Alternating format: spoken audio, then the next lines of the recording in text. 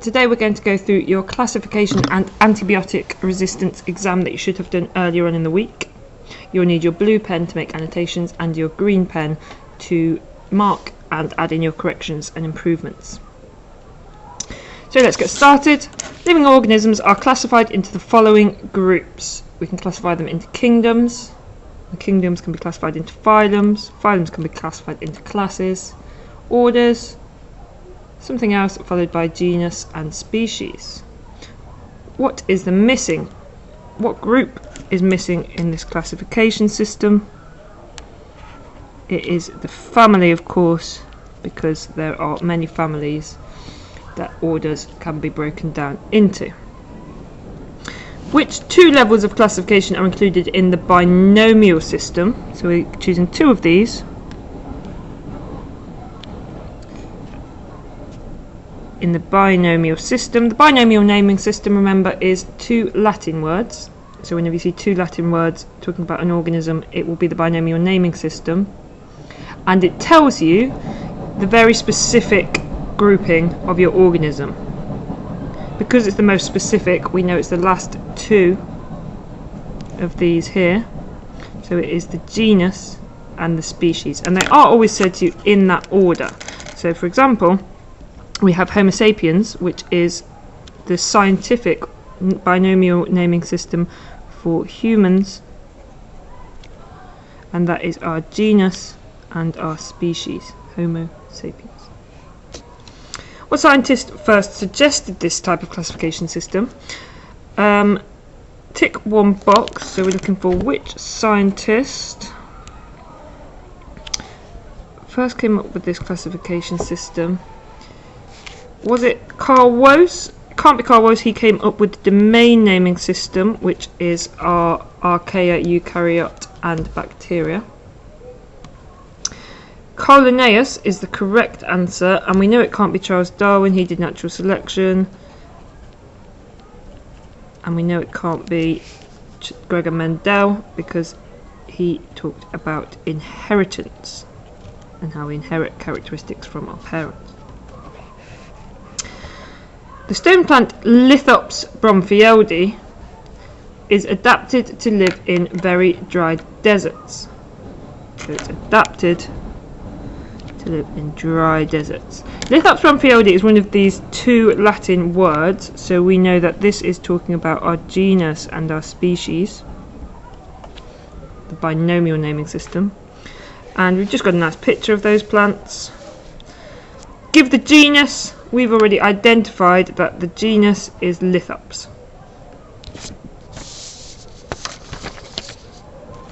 The diagram below shows the evolutionary tree for some Galapagos finches. So we've got a number of present day finches. If we have a look at this graph, we can see 1 million years ago here going up to present day. That means that as we go down, we're getting longer and longer ago. So we're getting further and further away into history. As we go up, we're getting more and more recent. So we're getting more recent as we go up. If we go far enough back in time, we have a common ancestor of all of these finches. Each of these points is finding the common ancestor of the lines that it's joining up. For example, S is finding the common ancestor here of medium and large finch trees. What type of present day finch is least closely related to all the others? Least closely related means we have to go longest ago until we find a common ancestor. So as we go down, the one that we have to go longest till, at this point we still don't have a common ancestor for vegetarian finch and all the others. So the longest to go is going to be the vegetarian finch. Which branching point P, Q, R or S shows the most recent common ancestor of all the tree finches? So which branching point P, Q, R or S? Now we're just talking here about the tree finches. So we're only looking at these three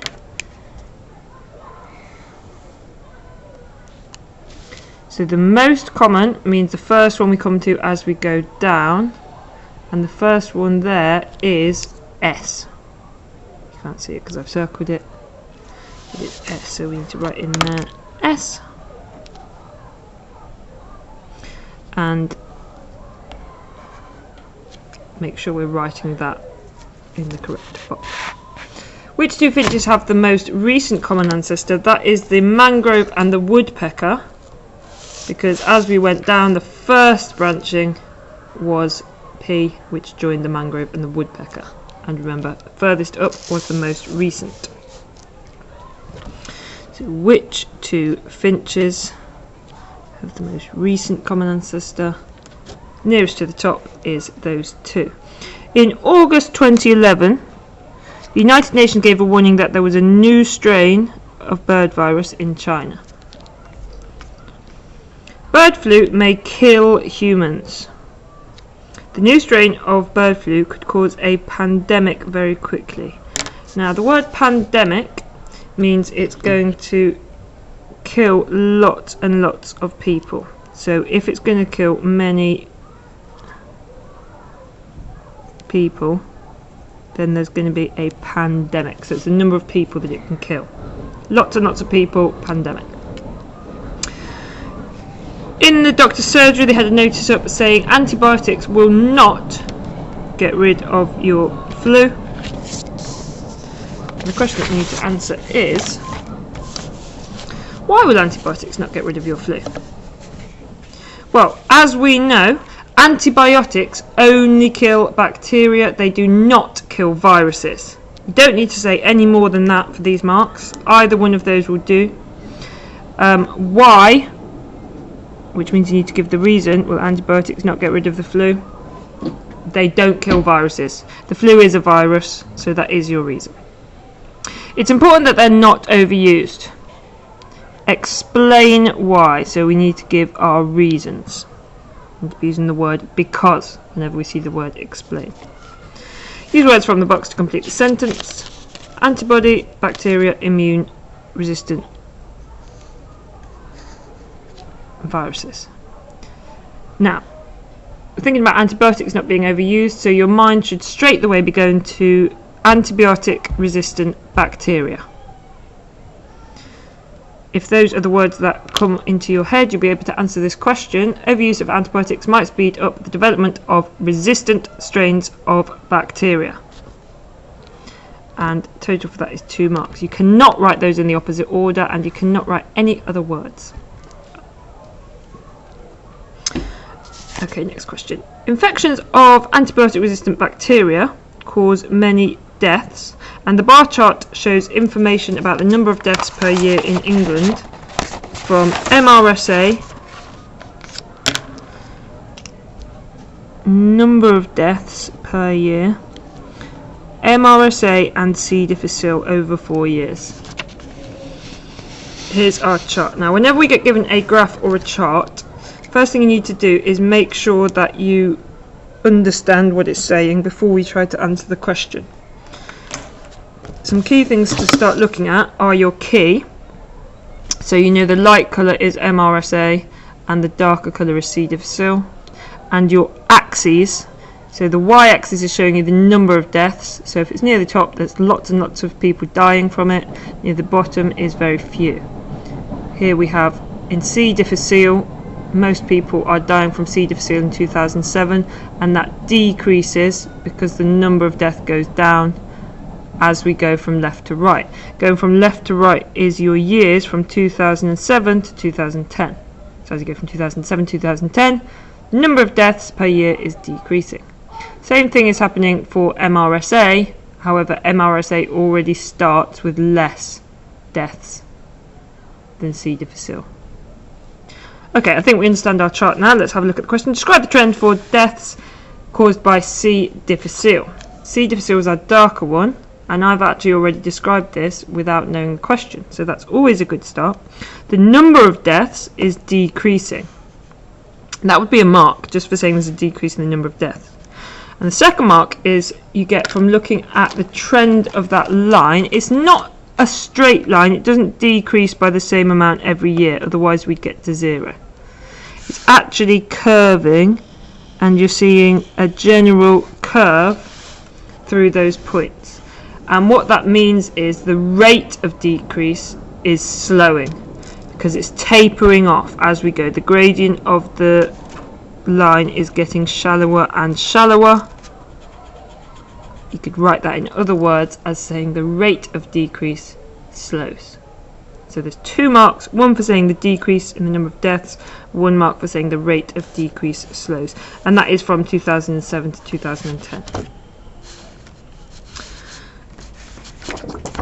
The next question is asking for a reason. Suggest a reason for the trend you've described in part AI. Explain your answer means you need to be using the word because, and it's the trend that you've already described. So back to the trend that we described, we said the number of deaths decreases. Why is the number of deaths decreasing? Well, thinking about our bacteria that we know is causing it,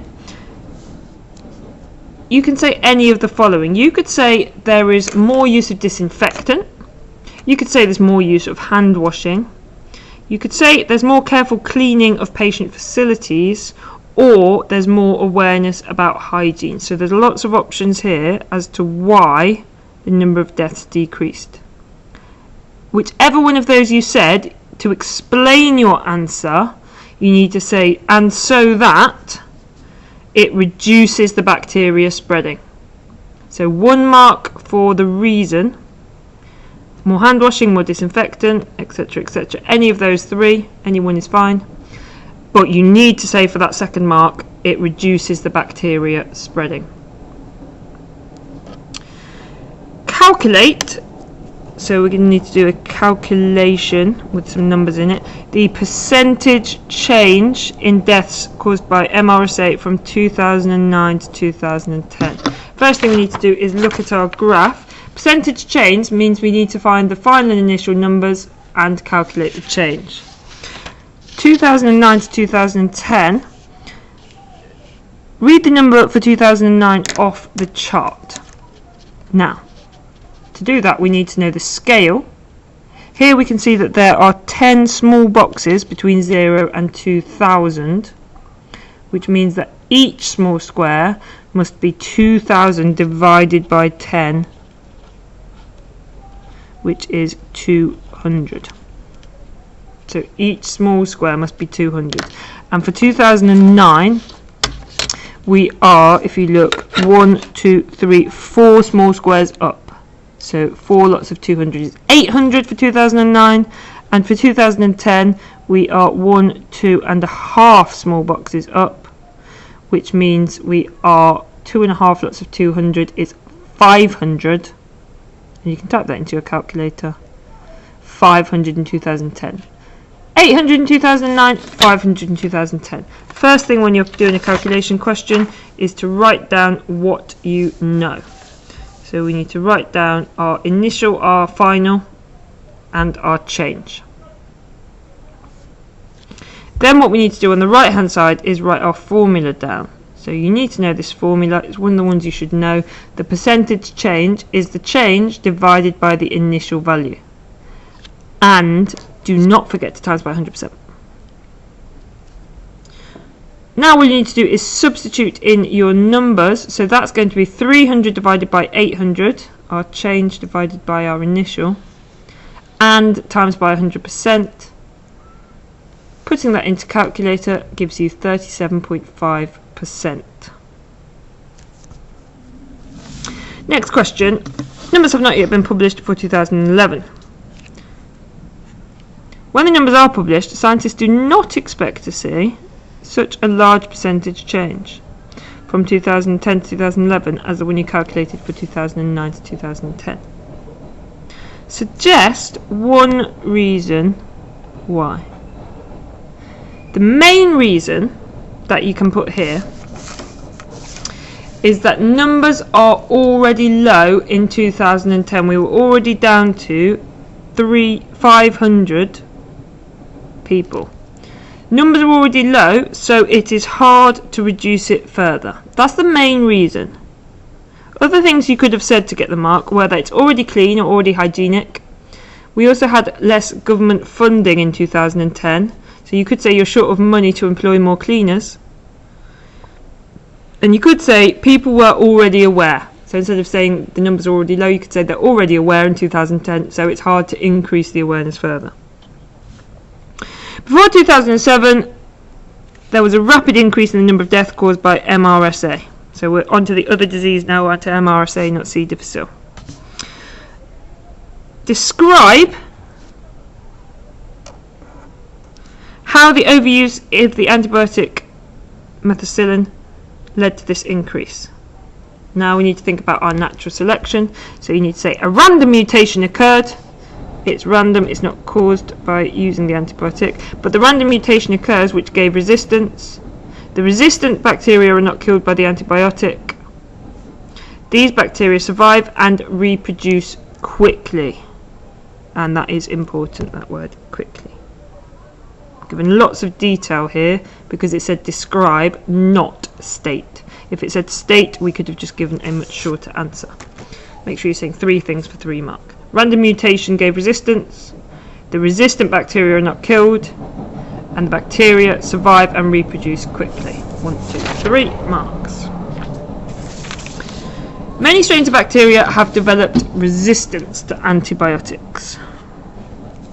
The table shows the number of people infected with the resistant strain of one species of bacterium in the UK. So we've got, as time goes on from 2004 to 2008, the number of people is going from 3499 all the way to 41311. Percentage increase, so we need to do another calculation here. Calculate, and we're calculating the percentage increase in the number of people with the resistant strain between 2004 and 2008. So we're looking at this number here and this number here because we're going 2004 and 2008. So we're going to write down what we know. What we know is the final and initial values. The final value is 2008, 4,131, and the initial value is 2004, which is 3499. Now we need to, on our right hand side, write our formula. Percentage increase equals final minus initial divided by initial times by 100, which is going to be 4131 divided by 3499 times 100%, which gives you 18.06%. I've given that to 4 significant figures because all my data was given to 4 significant figures. If you rounded it to 3, you still get the mark. If you rounded it to 2, you still get the mark. That's your 2 marks. Explain, so again we need to be writing why.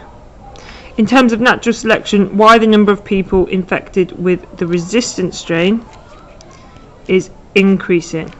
So the number of people is increasing. That means more people are infected with the resistant strain. Why? Antibiotics kill the non-resistant strain. First point. Whereas the resistant strain survives and reproduces is your second point. This passes on their gene to the next generation. The population of the resistant strain increases, so more people are more likely to be infected by the resistant strain, and that's your third point. So first point, second point, and third point.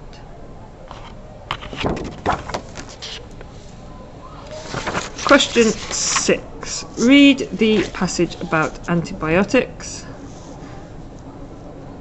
You should have read that in your own time. If not, read it through.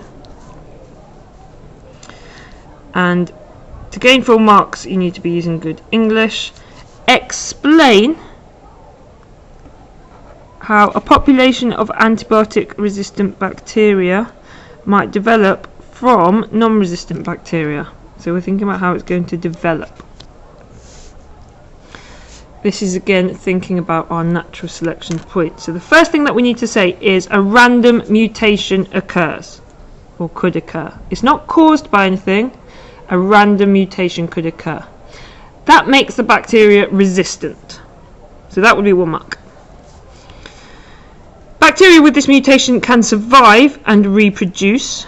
That's your 2nd mark, and this means they're passing on their resistant gene even when antibiotics are used. That's your 3rd mark, is that even when you're using antibiotics, it's still surviving and reproducing, passing on its genes. Next question. Do you think that farmers should be allowed to put low doses of antibiotics in animal feed? Explain the reasons for your answer. So we're thinking about antibiotics in animal feed. You either need to say yes, because it keeps the animals disease free so they can grow faster and live longer. 1 for saying animals disease free, and 1 point for saying they grow faster or they live longer. Or you need to say no, because the resistant bacteria may develop, which would be a risk to human or animal health. So 1 mark for saying keeping them disease free, 1 mark for saying living faster or longer, growing faster or living longer, or 1 for saying resistant bacteria may develop, and 1 for saying a risk to human or animal health. And the final question, or have we come to the end? Oh, we've come to the end. So what you need to do now is add up your total answer out of 31 and write your total mark back on the front of your paper, so it's nice and clear. So then back to the front and write your total mark. Maybe got 20 out of 31, so that when your teacher checks they can very quickly see what you've got. Fantastic. Have a lovely evening or afternoon wherever you are in the day, and I hope you understand and did well. If not, you need to go and speak to your teacher, whoever that may be.